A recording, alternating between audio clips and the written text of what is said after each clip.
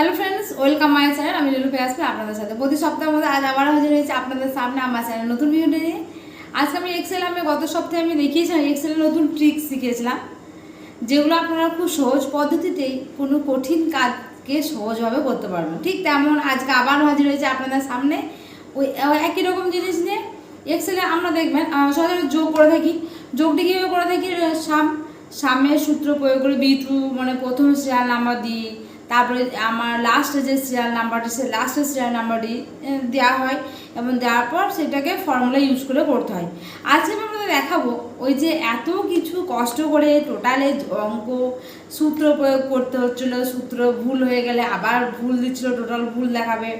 আজকে টোটালে সূত্র ঝামেলা ছাড়াই আপনারা কীভাবে কিবোর্ডের একটা সুইচ সাহায্যে আপনারা সহজ পদ্ধতিতে যোগ করতে পারবেন সেই টপিকটা আজকে আপনারা দেখাবো। তাই প্রতিবারের মধ্যে ভিডিওস আগে বলে নিতে যাচ্ছি, আপনি যদি আমার চ্যানেল নতুন দর্শক হয়ে থাকেন তাহলে অবশ্যই কিন্তু আমার চ্যানেলটি সাবস্ক্রাইব করবেন, আর যদি অলরেডি সাবস্ক্রাইব করে থাকেন থ্যাংক ইউ সো মাচ। তো চলুন আমি শুরু করি। আপনারা অধীর আগ্রহে অপেক্ষা করছেন যে কী ট্রিক্স আমি যে পদ্ধতি দেখাবো আপনাদেরকে, খুব সহজ পদ্ধতি দেখাবো। তার আগে প্রথমে এক্সেল প্রোগ্রামটি খুলে নেবো কম্পিউটারে, তারপর আপনাদেরকে আমি পুরো ছকটা বানিয়ে তারপরে আপনাদেরকে সূত্রটা দেখাবো। সূত্রটা মানে কি, যে সূত্র লিখতে হবে তা নয়, জাস্ট কিবোর্ডে দুটো সুইচের মাধ্যমেই কিন্তু আপনারা যে যোগের যে সূত্রটাকে আপনারা কিন্তু যোগ করা পদ্ধতিতে দুটো সুইচ দাবিয়েই কিন্তু টোটালটা করতে পারবেন। তো চলুন আমি আগে এক্সেলটা খুলে ফরম্যাটে রেডি করে নিই আপনাদের সামনে। প্রোগ্রামটা খুলে নিচ্ছি,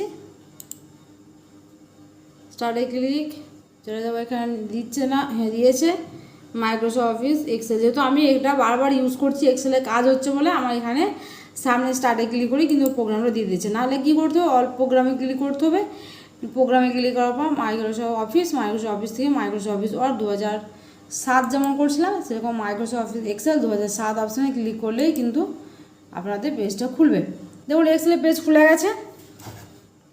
মনিটরটা একটু আমার পাওয়ার করার জন্য একটু প্রবলেম হচ্ছে। দেখুন এখানে আমি প্রথমে লিখব serial number, SL caps lock on করে নিচ্ছি, SL নাম্বার দেখতে পাচ্ছেন, SL নাম্বার লিখেছি। এরপর চলে যাব নেম। ধরুন আমি একটা কোনো অফিসের আমি ধরুন স্টাফদের যে মান্থলি যে এটা হয়, যে ধরুন টিফিন খরচা বা অন্যান্য আদার্স কোনো জিনিস, সেই হিসাবটা আমি কিন্তু আজকে বের করবো। ওপর আমি কিন্তু টিফিন কতটা হেডলাইন আপনারা করতে পারেন। যদি আমি আপনাদের কাজটা দেখাবো, আপনারা কিন্তু সেই হিসাবে আপনারা টোটাল করার ক্ষেত্রে কিন্তু এই ধরনের প্রয়োগগুলো করতে পারবেন। এখানে আমি লিখে দেবো নেম হয়ে গেল। এবার আমি লিখবো মাসের নাম,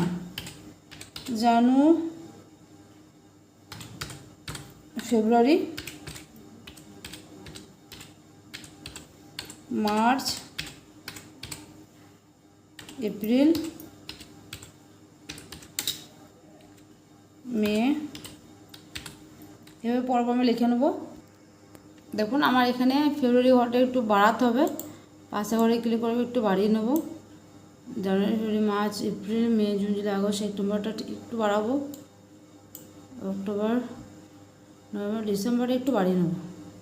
তো ডিসেম্বরে ঘরটাও একটু বাড়াতে হবে, বাড়িয়ে নিলাম। এর পাশে ঘরে টোটাল করব, TOTAL, টোটাল হয়ে গেছে। এবার আমি চলে যাবো এখানে নেমের জায়গায়।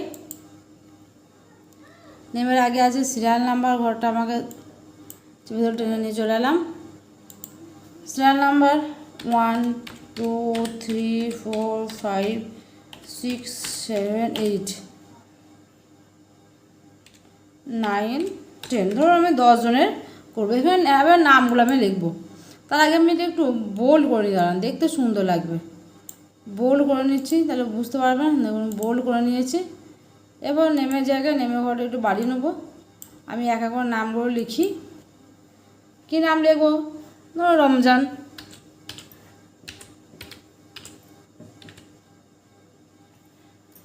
শেখ, আরিফ মিয়া, যেটা মনে আছে সেটা লিখে দিচ্ছি। রাতুল হালদার, তারপর ধরুন আকাশ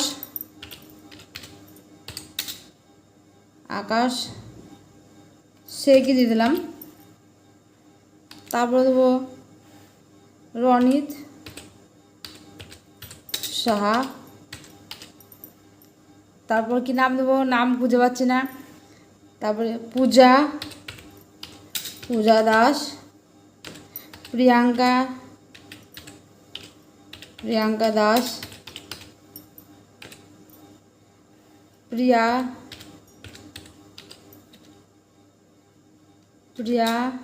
রয়,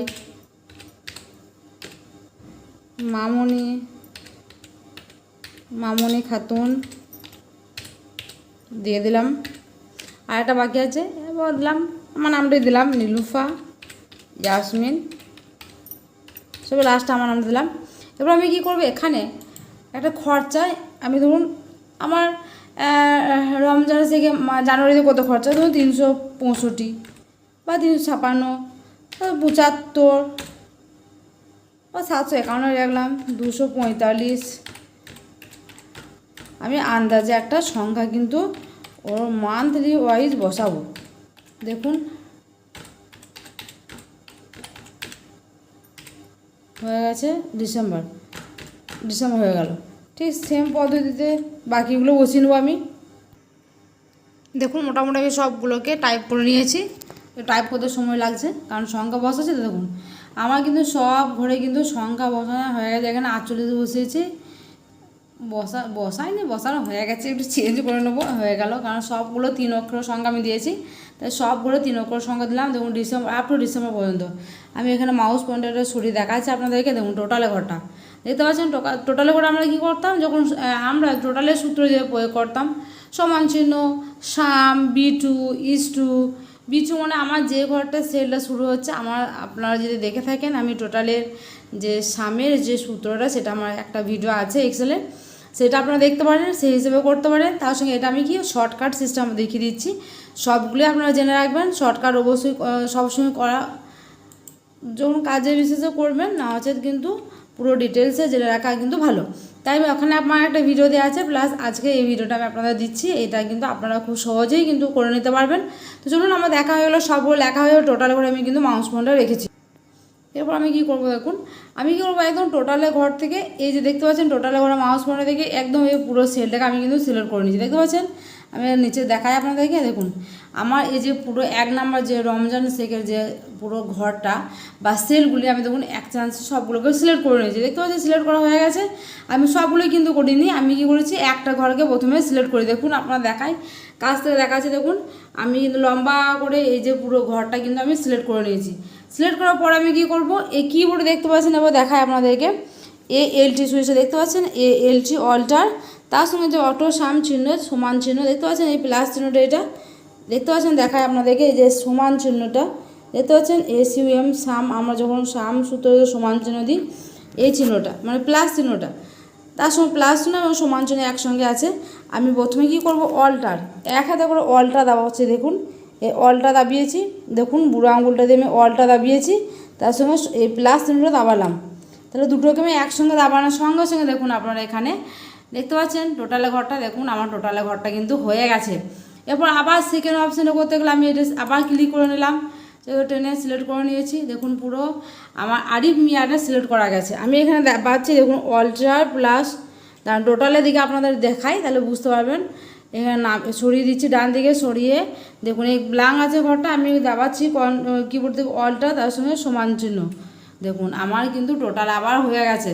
দেখতে পাচ্ছেন কত ইজি পদ্ধতি। আপনারা কী করবেন, সেই যে ঘরটা আপনার টোটালের প্রয়োজন বের করা, সেই ঘরটাকে প্রথমে সিলেক্ট করে নেবেন।